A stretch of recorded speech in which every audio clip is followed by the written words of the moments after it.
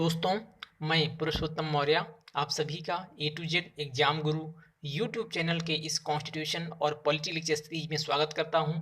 ये लेक्चर आपको different recruitment और एंट्रेंस एग्जाम्स जैसे IAS, state PCS, state PCSJ, APO, higher judiciary service, LLB और LLM entrance, SSC, railway, DA, CDS और वे सभी एग्जाम्स जिसमें कॉन्स्टिट्यूशन व पॉलिटी सेक्शन से क्वेश्चन पूछे जाते हैं के डिफरेंट एस्पेक्ट्स को क्लियर करने में ये लेक्चर बहुत ही हेल्पफुल होगा। तो आइए दोस्तों, आज के इस लेक्चर की शुरुआत करते हैं और आज का हमारा टॉपिक है फंडामेंटल राइट्स का बहुत ही इंपॉर्टेंट आर्टिकल, वो है आर्टिकल 14 अनुच्छेद 14। तो सबसे पहले ये समझते हैं कि अनुच्छेद जो 14 है उसकी जो मूल बात क्या है, और उसके बाद ये समझेंगे कि इसका बैकग्राउंड है, इसको क्यों हमारे कॉन्स्टिट्यूशन में इसका प्रोविजन किया गया और इसके जो इम्पोर्टेंट प्रिंसिपल्स हैं और उसके एक्सेप्शन क्या क्या हैं और उसके डिफरेंट केस लॉज क्या हैं। तो सबसे पहले समझते हैं कि इसकी जो डिफिनेशन है वो कॉन्स्टिट्यूशन में वो क्या है। तो हमारे कॉन्स्टिट्यूशन में ये कहा गया है कि भारत के राज्य क्षेत्र में राज्य किसी भी व्यक्ति को विधि के समझ क्षमता से या विधियों के समान संरक्षण से वंचित नहीं करेगा। यहाँ पर जो राज्य वर्ड है वो हमारे संविधान की जो आर्टिकल 12 में बताया गया है, राज्य का वो मतलब है। अगर आप इसको बहुत डिटेल में समझना है तो हमारा इस पे लेक्चर भी आप उसको एक बार देख लें। जो राज्य क्षेत्र है अर्थात जो टेरिटरी ऑफ इंडिया है, ये आर्टिकल 1 से 4 में इसके बारे में बहुत डिटेल से बताया गया है। हमारे इसके ऊपर भी एक लेक्चर है, आप उसके अगर बहुत डिटेल में समझना चाहते हैं तो एक बार उस लेक्चर को आप देख लें। किसी भी व्यक्ति में, यहाँ पर ये इसका तात्पर्य है, मीनिंग है कि जो इंडियन सिटीजन्स हैं और जो नॉन इंडियन सिटीजन्स हैं लेकिन वो इंडिया में रह रहे हैं, दोनों ही लोग इसमें शामिल माने जाएंगे। विधि के समझ क्षमता अर्थात इक्वलिटी बिफोर लॉ, कानून के सामने कोई डिस्क्रिमिनेशन नहीं किसी भी ग्राउंड्स पे। उनकी रेस क्या है, उनका रिलीजन क्या है, उनके पास कितनी वेल्थ है, उनका सोशल स्टेटस क्या है, उनका पॉलिटिकल स्टेटस क्या है, किसी भी बात का कोई भी कंसिडरेशन नहीं किया जाएगा।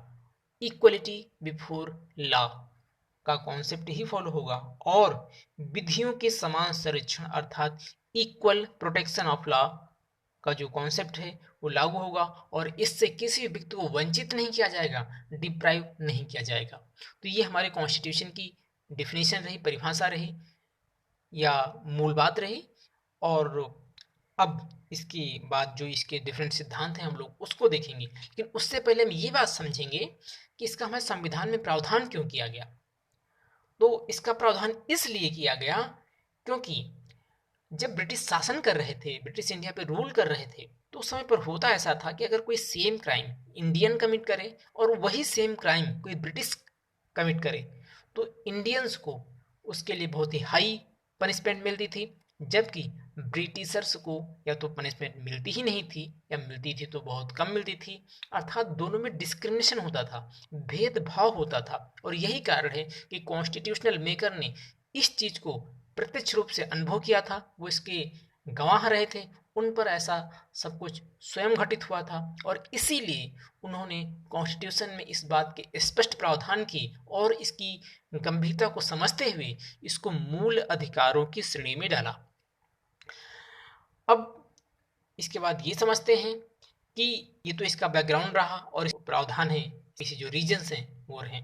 अब आइए समझते हैं कि जो इसमें दो शब्द कहे गए हैं, विधि की समझ क्षमता, इसके बारे में पूरी बात को समझते हैं। तो जो इक्वलिटी बिफोर लॉ का कॉन्सेप्ट है वो ये कि ये ब्रिटेन से लिया गया कॉन्सेप्ट है और इसकी जो टेंडेंसी, जो इसकी प्रवृत्ति है वो नकारात्मक प्रवृत्ति की है।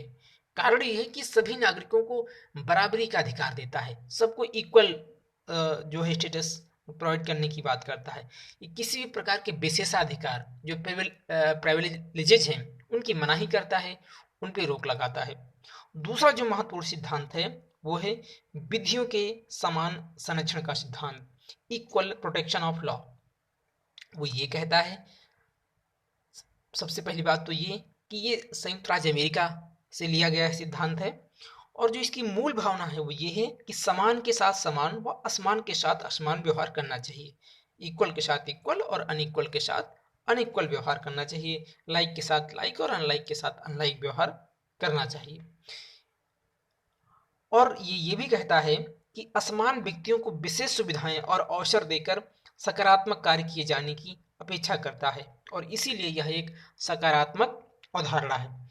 इस बात को एक उदाहरण के माध्यम से समझते हैं। जैसे भारत में ऐतिहासिक रूप से जो अनुसूचित जाति के लोग हैं और अनुसूचित जनजाति के लोग हैं और इसी तरह से जो अन्य पिछड़ा वर्ग के लोग हैं, वो समाज की मुख्य धारा से हमेशा ही पीछे रहे हैं और इसीलिए उनको अनुसूचित जाति के लोगों को 15% और जो अनुसूचित जनजाति के लोग हैं उनको 7.5% और जो अन्य पिछड़ा वर्ग के लोग हैं उनको 27% का आरक्षण देकर उनको समाज की मुख्य धारा में लाने का प्रयास किया गया है।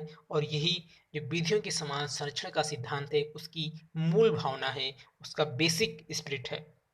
और अभी हाल ही में जो economically weaker sections of society हैं उनको भी 10% का जो रिजर्वेशन दिया गया हो वो इसी सिद्धांत के आधार पर दिया गया। अगर हम इन दोनों सिद्धांतों को मिलाकर के देखें, विधि की समझ समता का सिद्धांत और विधियों की समझ संरक्षण का सिद्धांत, तो एक नया सिद्धांत निकल के आता है, वो है विधि के शासन का सिद्धांत, रूल ऑफ लॉ। और इस सिद्धांत को जो देने वाले व्यक्ति हैं वो हैं एवी डाइसी। ये ब्रिटिश संविधान विशेषज्ञ हैं और इन्होंने इस सिद्धांत का सूत्रपात किया था, इसके बारे में बताया था। इनका ये मानना था कि विधि की समझ समता का जो विचार है वो शासन का मूल तत्व होना चाहिए, अर्थात if he violates the law, इसके अलावा उसको दंडित नहीं किया जाना चाहिए, पनिशमेंट नहीं दिया जाना चाहिए। विधि की समझ जो समता है अर्थात सभी नागरिक समान रूप से विधि के अधीन हैं। इसका ये मतलब है कि कोई भी व्यक्ति लॉ से ऊपर नहीं है, सभी व्यक्ति लॉ के नीचे हैं और जो लॉ है वो सुप्रीम है। लॉ का रूल है, किसी व्यक्ति का रूल नहीं है। जैसे कि पहले हुआ करता था कि कोई किंग या क्वीन होती थी, उसका शासन होता था, उसके द्वारा बोले गए शब्द ही कानून होते थे, अर्थात कानून राजा से नीचे होता था। लेकिन इस व्यवस्था के तहत जो कानून होगा वो सुप्रीम होगा और जो उसको डायरेक्ट करने वाले लोग होंगे, जो उसको इम्प्लीमेंट करने वाले लोग होंगे, वो भी उस कानून के नीचे होंगे और वो कानून उन पर भी लागू होगा, कॉमन पब्लिक के साथ साथ।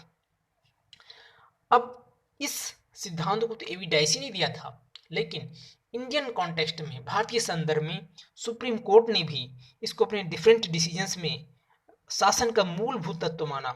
और सुप्रीम कोर्ट ने तो यहाँ तक कहा, 1973 का जो केशवानंदा भारती केस था उसमें सुप्रीम कोर्ट ने इसको भारतीय संविधान के मूल ढांचे का हिस्सा करार दिया।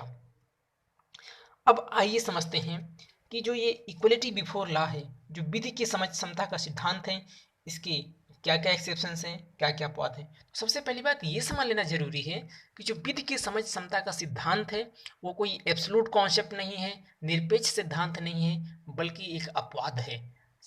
उदाहरण के माध्यम से बात बिल्कुल स्पष्ट हो जाएगी। जैसे कोई एक प्राइवेट व्यक्ति है और एक सरकारी ऑफिसर है, पब्लिक ऑफिशियल है। मान लेते हैं कि पब्लिक ऑफिशियल एक पुलिस ऑफिसर है, तो पुलिस ऑफिसर के पास किसी भी व्यक्ति को क्राइम करने की स्थिति में या क्राइम के आधार पर उसके पास उस व्यक्ति को अरेस्ट करने का अधिकार होगा, लेकिन ये अधिकार प्राइवेट व्यक्ति को नहीं है। और उसी प्रकार अगर मान लीजिए कि कोई क्राइम वो सरकारी ऑफिसर भी करता है, अपने पद का करता है, कोई इलीगल एक्टिविटी करता है, तो उस सरकारी व्यक्ति पर और उस प्राइवेट व्यक्ति पर अर्थात दोनों पर इक्वलिटी बिफोर लॉ की कॉन्सेप्ट के हिसाब से दोनों पर समान प्रकार की लीगल प्रोसीडिंग्स एग्जीक्यूट की जाएंगी, उनमें उन्हें कोई रिलैक्सेशन नहीं दिया जाएगा। अब आइए समझ लेते हैं कि इसके और दूसरे क्या क्या एक्सेप्शंस हैं। तो ये कि हमारे इंडियन कॉन्स्टिट्यूशन में जो राष्ट्रपति हैं, प्रेसिडेंट हैं और जो राज्यपाल हैं, इनको संविधान के अनुच्छेद 361 के तहत उन्मुक्ति प्रदान की गई है, छूट प्रदान की गई है, अर्थात वो किसी कोर्ट में अपने कार्यों के लिए जवाबदेह नहीं होंगी। लेकिन यहाँ पर ध्यान रखने वाली बात है कि संविधान के आर्टिकल 61 के तहत जो प्रेसिडेंट का कंडक्ट है, जो प्रेसिडेंट का आचरण है, वो किसी भी न्यायालय द्वारा या किसी ट्रिब्यूनल द्वारा उसका रिव्यू किया जा सकता है। कोई ऐसी बॉडी द्वारा उसका जो उनके आचरण है उसका रिव्यू किया जा सकता है जिस संस्था को जो लोकसभा है या राज्यसभा है उसको ऐसा करने के लिए कहे या अधिकृत करे। इसके साथ ही साथ जो आर्टिकल 361 क्लॉज 2 है वो ये कहता है कि जो प्रेसिडेंट हैं और गवर्नर हैं उनके खिलाफ जब तक अपने पद पर हैं कोई भी क्रिमिनल प्रोसीडिंग्स शुरू नहीं की जा सकती है। उसी प्रकार से आर्टिकल 361 क्लॉज 3 ये कहता है कि प्रेसिडेंट और गवर्नर के केस में उनके खिलाफ कोई भी अरेस्ट या इम्प्रिजनमेंट का प्रोसेस उनके पद पर रहते नहीं किया जा सकता है। उसी प्रकार से आर्टिकल 361 क्लॉज 4 ये कहता है कि प्रेसिडेंट और गवर्नर के केस में जब तक वो अपने पद पर हैं उनके खिलाफ प्रोसीड्स नहीं की जा सकती है। इसके साथ ही साथ जो सांसद और जो विधायक हैं उनको भी आर्टिकल 105 और 194 के तहत इम्यूनिटी प्रदान की गई है, छूट प्रदान की गई है। उसी प्रकार से जो विदेशी राजनयिक हैं, एम्बेसडर्स हैं, उनको भी अभियोजन से मुक्ति प्रदान की गई है। और इसके साथ ही जो आर्टिकल 14 है वो ये भी कहता है कि चाहे कोई भारतीय नागरिक हो या विदेशी, यहाँ तक कि कोई कंपनी या कोई और कोई विधिक इकाई क्यों ना हो, सभी को समानता का अधिकार प्राप्त है। और यह केवल जो राज्य की कार्यवाही है, जो स्टेट के एक्शंस हैं, उनके अगेंस्ट प्राप्त है। अर्थात अगर दो व्यक्तियों के बीच में कुछ ऐसी स्थिति आती है तो वहाँ पर यह इम्यूनिटी या यह छूट प्राप्त नहीं है। और जो सबसे महत्वपूर्ण बात यह है कि जो राज्य द्वारा अगर जो राज्य के नीति निर्देशक तत्व हैं उनको लागू करने में जो 39B और 39C के तहत अगर कोई कानून बनाया जाता है तो उसको न्यायालय में चुनौती नहीं दी जा सकती है, चाहे भले ही वो कानून जो विधि की समझ क्षमता का सिद्धांत है उसका वायोलेशन क्यों न करता हो। दोस्तों आइए जो अब इम्पोर्टेंट केस ला हैं, लीडिंग केस ला हैं, उसको समझ लेते हैं। तो जो सबसे पहला केस है 1974 में ईपी रोयप्पा वर्सेस तमिलनाडु का केस है। इस केस में सुप्रीम कोर्ट ने ये कहा कि जो इक्वलिटी है, जो समानता है, वो एक डायनेमिक सिद्धांत है, वो एक गतिशील सिद्धांत है। उसी तरीके से 1983 में सुप्रीम कोर्ट के सामने केस आया डीएस नकारा वर्सेस यूनियन ऑफ इंडिया का केस। इस केस में सुप्रीम कोर्ट ने ये कहा कि जो सेंट्रल सर्विस रूल्स की धारा 34 है उसमें जो ये प्रावधान है कि अगर कोई व्यक्ति एक सर्टेन डेट को रिटायर होता है तो उसको ये पेंशन मिलेगी, और अगर वो सर्टेन डेट के बाद रिटायर होता है तो उसको ये पेंशन मिलेगी। ये आर्टिकल 14 के तहत अनकॉन्स्टिट्यूशनल है। 1983 में केस आया मीठू वर्सेस पंजाब का केस। इस केस की बैकग्राउंड ये है कि एक व्यक्ति ने मान लीजिए मर्डर किया है और वो दोबारा मर्डर कर देता है, और दूसरा व्यक्ति जो कि अभी पहली बार मर्डर करता है, तो क्या जिसने पहली बार एक पहले से मर्डर किया हुआ था दोबारा मर्डर करता है, क्या उसको कोई सजा नहीं मिलेगी?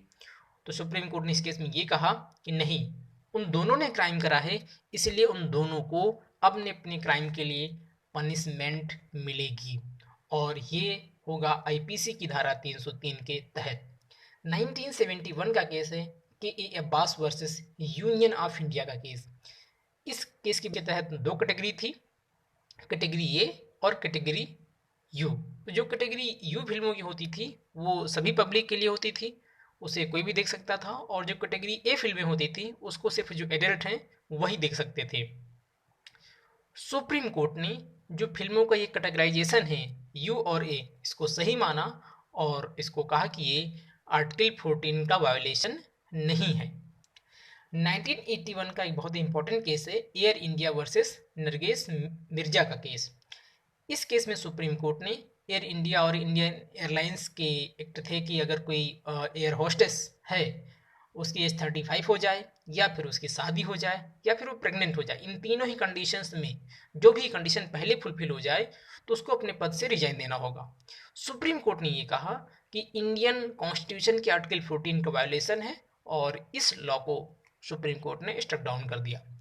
1982 का केस है Randhir Singh versus Union of India का केस। इस केस में सुप्रीम कोर्ट ने ये कहा कि जो equal pay for equal work है, हालांकि वो फंडामेंटल राइट नहीं है, लेकिन ये कॉन्स्टिट्यूशनल मेकर का, संविधान निर्माताओं का एक कॉन्स्टिट्यूशनल गोल जरूर था, और इसीलिए उन्होंने भारतीय संविधान की प्रस्तावना में, प्रियम्बल में और राज्य के नीति निदेशक तत्वों में इसका प्रावधान किया है। 2003 में सुप्रीम कोर्ट के सामने केस आया जावेद वर्सेस हरियाणा का केस। इस केस में पिटिशनर ने यह चैलेंज किया कि जो हरियाणा पंचायती राज एक्ट 1994 है उसकी जो धारा 173 क्लॉज 1 सब क्लॉज जी है उसका यह प्रावधान कि जिस व्यक्ति के 2 से अधिक बच्चे हैं वो पंच और सरपंच का चुनाव नहीं लड़ सकता है, यह उसके आर्टिकल 14 का वायोलेशन है। सुप्रीम कोर्ट ने इस मामले में ये कहा कि नहीं, ये असंवैधानिक नहीं है।